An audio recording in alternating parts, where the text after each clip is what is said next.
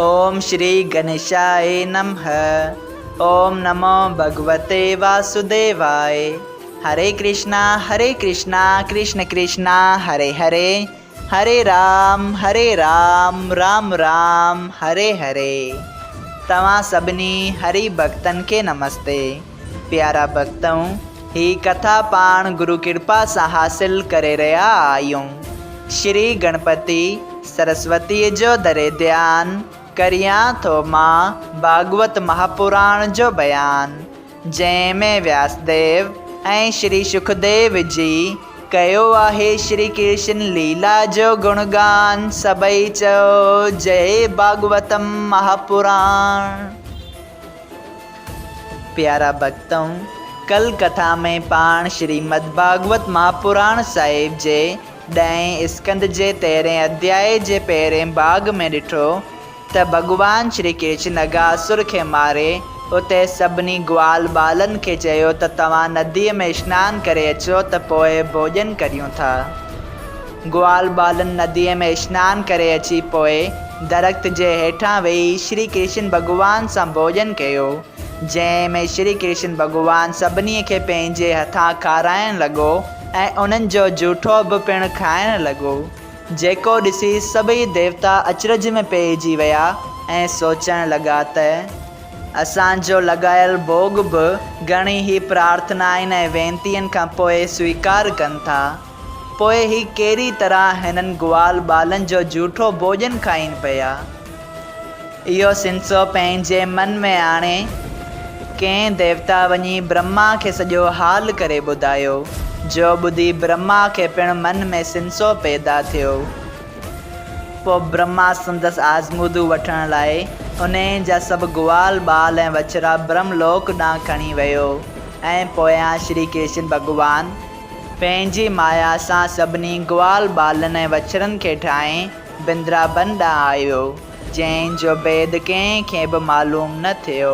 सभई चओ जय सियाराम। अॼु पाण श्रीमद् भागवत महापुराण साहिब जे 10 स्कंद जे 13 अध्याय जो ॿियो भाग शुरू करे रहिया आहियूं। प्यारा भक्तों, श्री सुखदेव जी चयो, ए राजा, जॾहिं ब्रह्मा ब्रह्मलोक में वञी वछड़नि चोराइण जी ॻाल्हि विसारे छॾी ऐं बिंद्राबन बिहारी हर रोज़ माया रूपी वछड़नि ऐं ग्वाल बालन सां जंगल में नई नई लीला कंदो रहियो, तॾहिं हिकिड़े ॾींहुं श्याम सुंदर उन्हनि वछड़नि खे गोवर्धन पर्बत जे हेठि चारण लाइ वठी वियो।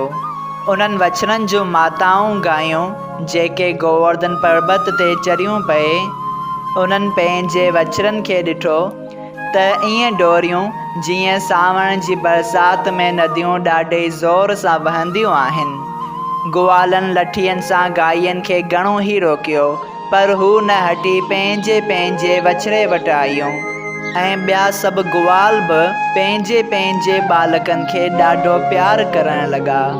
ही सभु हाल ॾिसी बलराम, जो वछड़नि ऐं ग्वाल बालन जे चोराइजी वञण वारे ॾींहुं श्री कृष्ण सां न हो, तंहिं वीचार कयो त मूं अहिड़ी प्रीत ग्वाल बालन ऐं गायनि में कॾहिं बि न ॾिठी। उन में ज़रूरु कुझु परमेश्वर जी माया आहे। ईअं वीचारे बलराम ध्यानु करे जो ॾिठो त सभई ग्वाल बाल ऐं वछड़ा खेसि श्री कृष्ण भगवान जे रूप में ॾिसण में आया। तॾहिं उन श्री कृष्ण खां पुछियो, ए भ्राता, अगूणा ग्वाल बाल ऐं वछड़ा केॾां विया? ही ग्वाल बाल ऐं वछड़ा त मूंखे तुंहिंजो रूप ॾिसण में था अचनि।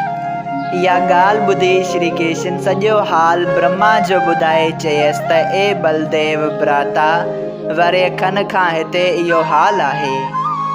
ए राजा परीक्षित, जॾहिं अहिड़ी तरह हिकु वरय हिकु ॾींहुं मृत्यु लोक जो गुज़री वियो, तॾहिं ब्रह्मा वछड़नि ऐं ग्वाल बालन लिकाइण जो हाल यादि करे चयो त हाणे हली ॾिसणु घुरिजे त बालकनि ऐं वछड़नि खां सवाइ श्री कृष्ण ऐं बिंद्राबन वासियुनि जो कहिड़ो हाल आहे। इहो वीचार करे ब्रह्मा उतां खां बिंद्राबन में आयो त छा ॾिसे जो सभई वछड़ा ऐं ग्वाल बाल श्री कृष्ण सां गॾु ॾिठाई तॾहिं ब्रह्मा अजब में पइजी मन में चयो त ब्रह्मलोक में बि ग्वाल ॿाल ऐं वछड़ा हुआ ऐं हिते बि आहिनि। इहो कीअं भला थी सघे थो? या श्री कृष्ण पंहिंजी माया सां नवां पैदा कया आहिनि। उन शक मिटाइण लाइ ब्रह्मा जी वरी ब्रह्मलोक में आयो ऐं उते ग्वाल ॿालनि ऐं वछड़नि खे साॻी तरह निंड में ॾिठाई। जॾहिं वरी वृंदावन में आयो त श्याम सुंदर जी माया सां छा ॾिसे त जेके ग्वाल ॿाल श्याम सुंदर सां गॾु हुआ से सभु चतुर्भुजी रूप बणिजी बैजंती माला, किरीट, मुकुट ऐं पीतांबर वग़ैरह पहिरियल भॻवान विष्णु वांगुरु बिराजनि था ऐं हर हिकु चतुर्भुजी रूप जे साम्हूं ब्रह्मा, महादेव ऐं इंद्र वग़ैरह देवताऊं हथ जोड़े स्तुति कंदे ॾिठाई।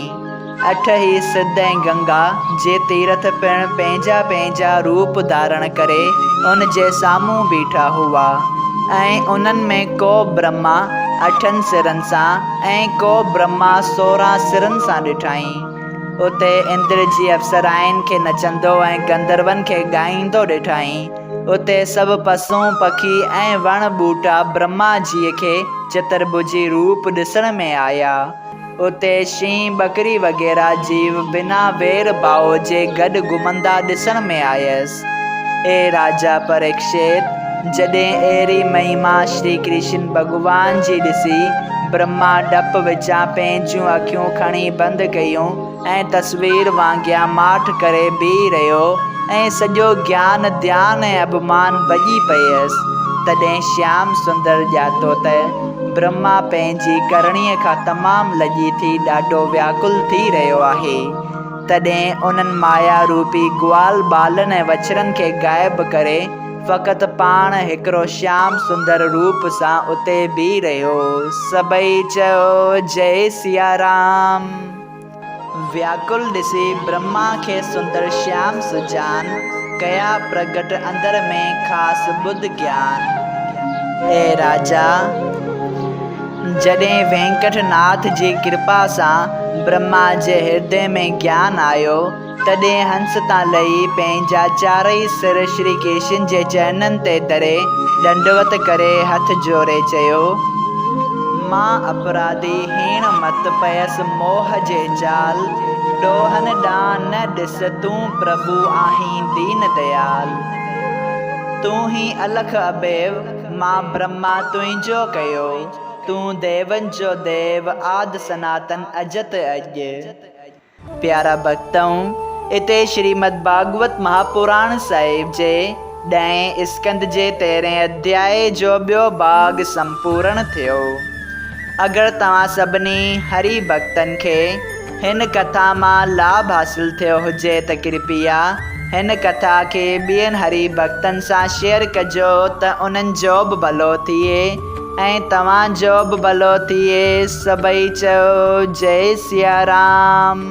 राधे राधे।